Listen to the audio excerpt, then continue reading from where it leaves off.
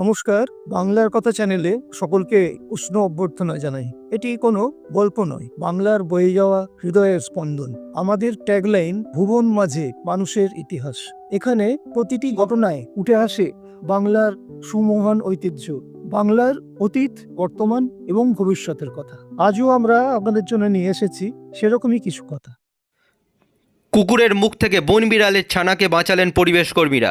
বাগনান থানার বাঙ্গালপুর ভগবান সেবা সংঘের সদস্যরা একটি ছোট্ট বিড়াল ছানাটিকে ঘুরতে দেখেন। তখন বিড়াল ছানাটিকে কুকুর আক্রমণ করতে আসছিল। ওই সংঘের সদস্য শুভেন্দু দাস ছানাটিকে কুকুরের আক্রমণের হাত থেকে বাঁচিয়ে তার বাড়িতে নিয়ে যান। তিনি লক্ষ্য করেন এটি একটি সাধারণ গৃহপালিত বিড়াল নয়, এটি একটি বন বিড়ালের ছানা। শুভেন্দু দাস তৎক্ষণাৎ বিষয়টি হাওড়া জেলা যৌথ পরিবেশ মঞ্চের সদস্য তথা বন্যপ্রাণ সংরক্ষণকারী চিত্রক প্রামাণিককে জানান। তখন চিত্রক প্রামাণিক, সুমন্ত দাস ও ইমন ধারা এলাকায় পৌঁছে ছানাটিকে তার মায়ের কাছে ফেরানোর উদ্যোগ নেন। অবশেষে এলাকার মানুষ ও চিত্রক বাবুদের দীর্ঘক্ষণের চেষ্টায় বাচ্চাটিকে তার মায়ের কাছে ফিরিয়ে দেওয়া সম্ভব হয়। সন্ধ্যার পর ছানাটির মা এসে তাকে জঙ্গলে ফিরিয়ে নিয়ে যায়। আচ্ছা, আমরা এখন আছি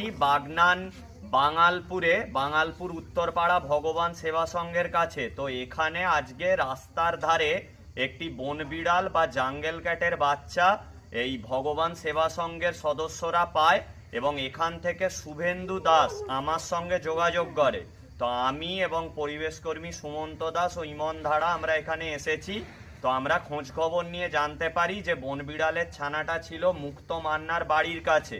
তো আমরা খোঁজাখুঁজির পর শুভেন্দু দাসের মাও এখানে আছেন, ওনার থেকে আমরা বন বিড়ালের ছানাটিকে নিই এবং মুক্তবাবুর বাড়ির যেখান থেকে বাচ্চাটিকে দেখা গিয়েছিল আমরা সেখানে পৌঁছাই এবং দীর্ঘক্ষণের চেষ্টায় আমি, সুমন্ত, ইমনদা বাচ্চাটিকে আবার পুনরায় তার মায়ের সঙ্গে রিউনাইট করিয়ে দিই। এবং এটা সবসময় মনে রাখবেন যে অহেতুক কোনো বন্যপ্রাণীকে ধরে বন দপ্তরের হেফাজতে করবেন না। বন্যপ্রাণীরা নিজের এলাকায় থাকলে তবেই এলাকার পরিবেশ সুস্থ থাকবে। তাই আমাদের প্রথম টার্গেট ছিল যে একটি অবলা বাচ্চা বিড়াল তার মায়ের কাছে তাকে ফিরিয়ে দেওয়া এবং আমরা সেইটা চেষ্টা করতে পেরে আমরা সফল হয়েছি। আমি অনেক ধন্যবাদ জানাই মুক্তদা, শুভেন্দুদা এবং শুভেন্দুদার মা সহ এই গ্রামের ছোট ছোট বাচ্চা ও গ্রামবাসীদের যে তারা সচেতন নাগরিক হওয়ার পরিচয় দিয়েছে। সবাই পরিবেশ ও বন্যপ্রাণকে রক্ষা করুন এবং এই বন বেড়াল বা জাঙ্গেল ক্যাট প্রচুর ইঁদুর, বিষধর সাপকে কিন্তু এলাকার পরিবেশের ভারসাম্য রক্ষা করে। তাই এই সব বন্য বেড়ালদেরকে কিন্তু রক্ষা করুন।